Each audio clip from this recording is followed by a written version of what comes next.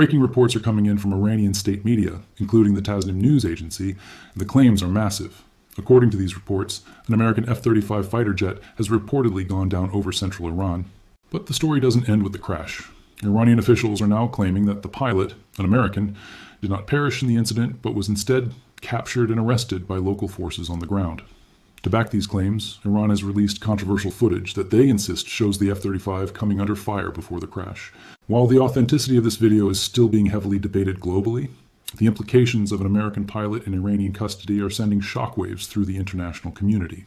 6:11 a.m. Eastern, Friday, April 3rd, 2026. Somewhere over the southern tip of Keshem Island, a jagged sliver of Iranian rock sitting at the mouth of the Strait of Hormuz, a U.S. aircraft goes down. The IRGC Aerospace Force publishes footage within the hour. The claim? A second U.S. F-35 stealth fighter jet shot down over central Iran by a new IRGC air defense system. The pilot's fate, according to Tehran, due to the severe explosion upon impact, it is unlikely the pilot escaped. The Pentagon has not confirmed this, and that silence, that very specific, deliberate silence, is the first signal you need to understand today. Signal number 1. Pay attention to it. Open source analysts immediately noted that the debris published by Iranian media does not match an F-35. The tail sections, the red markings, the paint scheme, they belong to an F-15E Strike Eagle, specifically from the 494th Fighter Squadron, based at RAF Lakenheath, UK, currently deployed to Jordan, so Iran calls it an F-35. The wreckage tells a different story, but here's what nobody is telling you. It almost doesn't matter which aircraft it was. What matters is that a coalition jet, a 4th or 5th generation US aircraft, is now a smoldering crater in Iranian soil. And that changes every calculation on the board this morning. Let's go back to the beginning, because this crisis didn't start today. It started 34 days ago with a decision that may have been made before the diplomats even left the negotiating table. Less than 48 hours before the US and Israeli coordinated strikes began on February 28th, U.S. Special Envoy Steve Witkoff and Jared Kushner met Iranian Foreign Minister Abbas Araghchi in Geneva for a third round of Omani-mediated talks. Omani Foreign Minister Badr al-Busaidi told reporters that both sides had made substantial progress. There was an agreement to meet again on March the 2nd for technical discussions, and then nothing. The bombs fell. By the time the third round of talks ended in Geneva, Trump had likely already made the decision to go to war. And now, 5 weeks later, the world is burning through its reserves, its patience, and its options. Here's the second thing you need to understand about right now. The jet that went down this morning is not the first. It is not even the second this week. Iran's semi-official Tasnim news agency previously released footage it said showed its air defense systems hitting a U.S. F-35 stealth fighter during an earlier incident, prompting an emergency landing at a base in the Middle East. Iranian officials called it the first confirmed engagement against the U.S. Air Force's crown jewel, and IRGC said it had seriously damaged the F-35 over central Iran. U.S. officials have never officially confirmed what happened that day. CENTCOM called it a landing under investigation. Trump told reporters, "We're flying wherever we want. Nobody's even shooting at us." That was 2 weeks ago. This morning's footage changes the math. The system responsible, the Majid air defense platform, operates with an infrared seeker that emits no radar signature, meaning the F-35's radar warning receivers remained completely silent. The aircraft's electronic countermeasures, designed to jam radar frequencies, were rendered useless against a passive optical system. This is the third signal. The F-35's stealth profile, its $100 million plus price tag, its entire strategic doctrine, is built around radar evasion. Iran isn't using radar. Iran figured out the workaround, and they've now used it on multiple occasions against the most advanced fighter jet in human history.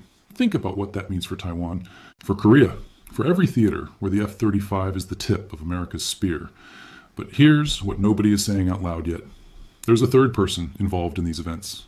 Someone who has been in the background of every major escalation, every strategic miscalculation, every moment where peace was close and then suddenly wasn't. We'll come back to that person. Stay with me. Right now, the Strait of Hormuz, 21 miles wide at its narrowest point, 2 unidirectional shipping lanes. Roughly 20 million barrels of oil per day pass through it, approximately 20% of all global seaborne oil trade. Since March 4th, that waterway has been effectively closed. Brent crude surged past $120 per barrel at its peak. Qatar Energy declared force majeure on all exports. Kuwait, Iraq, Saudi Arabia, and the UAE saw their collective oil production drop by at least 10 million barrels per day by mid-March. The The IEA chief described it as the greatest global energy security challenge in history. Here is the domino. U.S. government officials and Wall Street analysts are now openly considering the prospect that oil prices could surge to $200 a barrel. At $170 a barrel, the inflationary impact roughly doubles. A stagflationary shock that could shift central bank policy, consumer behavior, and the outcome of the U.S. midterm elections. The S&P 500 has already fallen 3.4% in just the last 3 trading days. The yield on the 10-year Treasury note has risen half a point to 4.4%, reflecting fears that the Fed may not be able to cut rates as it had hoped. This is not speculation. That is what markets are pricing in right now, this morning. And the geopolitical domino doesn't stop the pump. The maritime blockade has triggered a grocery supply emergency across Gulf Cooperation Council states, which rely on the strait for over 80% of their caloric intake. By mid-March, 70% of the region's food imports were disrupted. Retailers began airlifting staples. Consumer prices spiked between 40 and 120%. Iran has also struck desalination plants, the source of 99% of Kuwait and Qatar's drinking water. This is no longer a military conflict contained to air bases and radar sites. This has become a humanitarian crisis, unfolding in real time across 6 time zones. Now, the diplomatic channel, because there is one, barely. Iran's foreign minister Araghchi has confirmed directly to Al Jazeera that he receives messages from Witkoff directly, and that this does not constitute negotiations. That is the official Iranian position. But here is what's actually happening behind closed doors. Egypt, Qatar, and the UK have all been passing messages between Washington and Tehran. Cairo and Doha have informed both the US and Israel that Iran is interested in negotiating, but with very tough terms, including a ceasefire, guarantees the war won't resume and compensation. Trump has called the compensation demand a non-starter. But one U.S. official said there may be room to move. They call it reparations. Maybe we call it the return of frozen money. There's many different ways to wordsmith so it solves what they need politically. That is the anatomy of a deal trying to be born inside a war. But here's the catch. And this is the pivot that flips everything. The hardliners are not just in Tehran. The sabotage isn't coming from one direction. Before the latest round of diplomatic contacts, Witkoff flew to Israel and met with Prime Minister Benjamin Netanyahu and a group of senior Israeli defense officials. Netanyahu emphasized to Witkoff that Iran cannot be trusted. The same week, Iran was signaling, through Omani and Qatari intermediaries, a willingness to talk. Israel was conducting what officials described as coordinating positions. What that means, in practice? Any deal that leaves Iran with even a residual nuclear infrastructure is a deal Israel will fight to kill. Netanyahu has made that explicit. His intelligence chiefs have backed it. And Witkoff, a real estate developer turned envoy, is caught between Tehran's demand for sovereignty and Jerusalem's demand for total dismantlement. Araghchi rejected the U.S. proposal for Iran to give up enrichment entirely, viewing it as a matter of national sovereignty enshrined in the Nuclear Non-Proliferation Treaty. Iran has 10,000 kilograms of enriched uranium stockpiled. Not at weapons grade, but enriched to 60%. Weapons grade is 90%. That gap is technical. It is also crossable in weeks. That gap is what Witkoff was trying to close with diplomacy, and what B-2 bombers have now been tasked with closing by other means. Now, the third person in the room, the one I told you about early in this story, it's not a general, it's not a foreign minister, it's the IAEA. Specifically, Director General Rafael Grossi, who has been conducting what insiders describe as a parallel track, separate from both Witkoff's shuttle and the military commanders. Grossi visited Iran and met Araghchi during the pre-war talks, saying they were in a very crucial stage of these important negotiations, and that he was actively working to facilitate the process.